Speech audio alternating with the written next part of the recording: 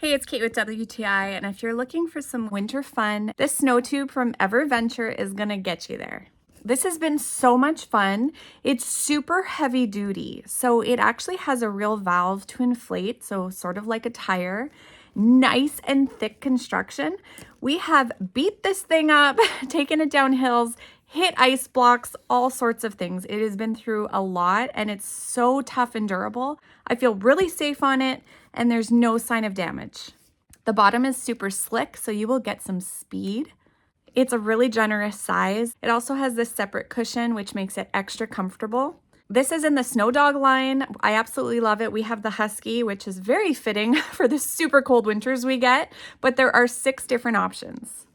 It also has very generous handles, so even with thick gloves, you can easily grip on. And then it has a towing system, so to bring it up a hill or pull it around, really ideal for that. Everything is constructed super well. I'm very impressed with it. It looks great, it's really comfortable, and you can have a blast on the hills. So if you also want to enjoy your winter, I think you'll absolutely love this snow tube, and that's my point of view.